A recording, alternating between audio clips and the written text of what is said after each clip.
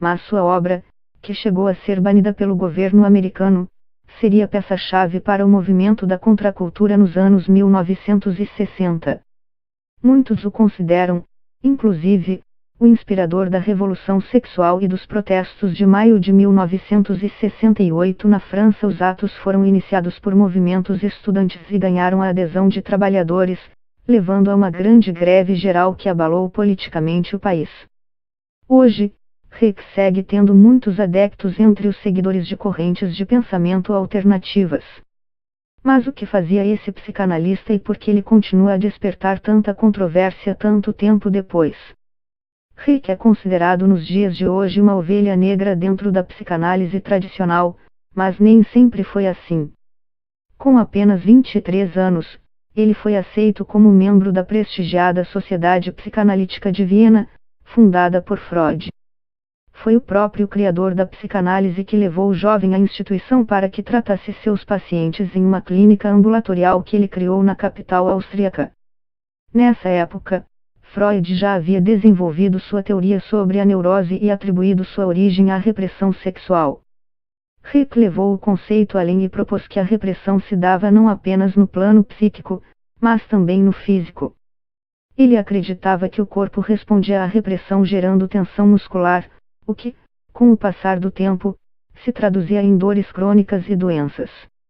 Dizia que era uma armadura ou uma couraça que moldava o físico e o caráter do indivíduo e determinava como essa pessoa encarava sua existência.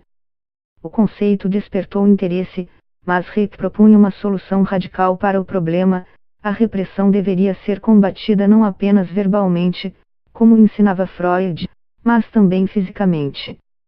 Com esse objetivo, desenvolveu uma terapia que rompeu com uma das doutrinas básicas da psicanálise, a neutralidade entre o profissional e seu paciente. Batizado de vegetoterapia, o método consistia em realizar massagens em seus pacientes seminos para dissolver o que Reich chamou de armadura muscular ou armadura de caráter. Isso gerou um escândalo, e alguns de seus ex-pacientes até mesmo denunciaram que as massagens feitas em todas as partes do corpo onde o terapeuta dizia detectar tensão equivaliam a uma forma de abuso. Não foram apenas as massagens que geraram controvérsia, havia a teoria por trás delas. O objetivo da vegetoterapia era liberar a energia sexual reprimida, que, segundo Reich, era a causa de muitos dos males da sociedade, incluindo o nazismo. Ele acreditava que a armadura corporal impedia a pessoa de alcançar um orgasmo completo e, por isso, não conseguia livrar-se de suas repressões.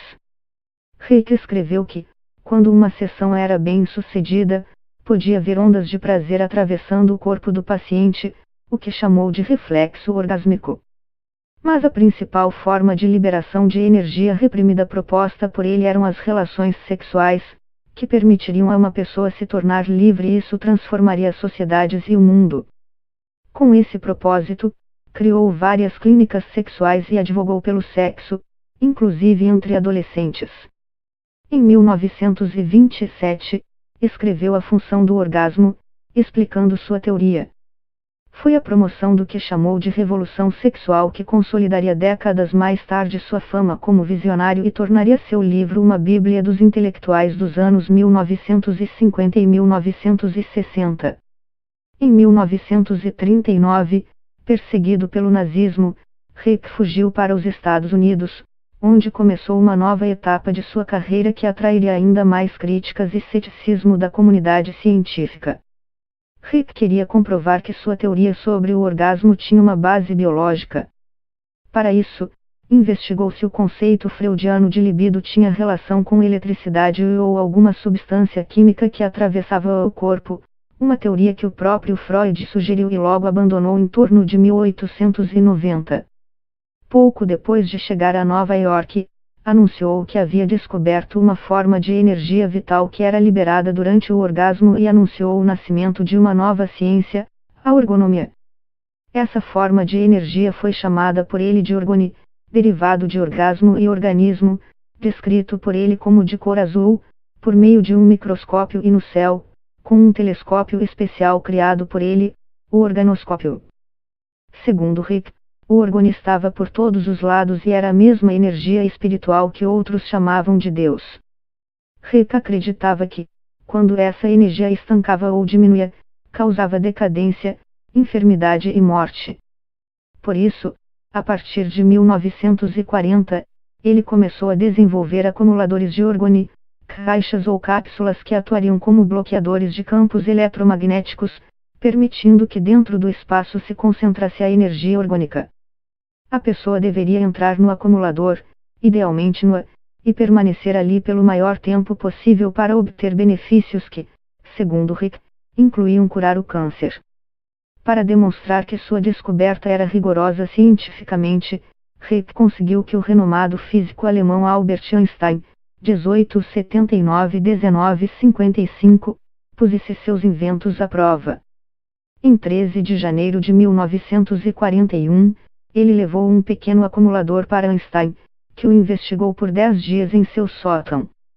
Ainda que no começo o físico tenha notado uma diferença de temperatura dentro da caixa, que Rick atribuía à presença do orgone, ele concluiu no fim que o fenômeno era causado pela diferença de temperatura no ambiente.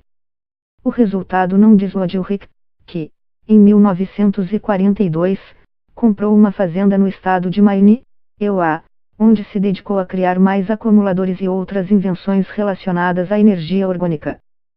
Seus empreendimentos atraíram a atenção da Food Drugs Administration, FDA, órgão americano equivalente à Visa no Brasil, que acusou o austríaco em 1947 de estar por trás de uma enorme fraude.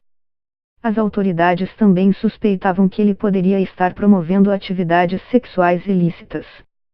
Em 1954, a Justiça ordenou a destruição de 250 acumuladores e a incineração de toda a obra de Rick, incluindo A Função do Orgasmo e Psicologia de Massa do Fascismo, um livro escrito por ele em 1933 e que teria um papel-chave nos protestos de 1968 na França. Muitos historiadores consideram esse um dos piores casos de censura da história americana. Quando um sócio de Rick vendeu um acumulador a uma pessoa em outro estado, violando a ordem judicial, o inventor foi detido e condenado a 2 anos de prisão. Em 1957, quase 8 meses depois de ser preso e prestes a conseguir sua liberdade condicional, Rick morreu após sofrer um infarto, aos 60 anos de idade. Em um obituário, a revista americana Time disse que ele havia sido um psicanalista famoso, discípulo de Sigmund Freud, mas que, em tempos recentes, havia ficado mais conhecido por suas teorias pouco ortodoxas sobre o sexo e a energia. No entanto, autores como Allen Ginsberg, Jack Kerouac e William S. Burroughs se basearam nas teorias de Rick, lançando as sementes da revolução sexual dos anos 1960.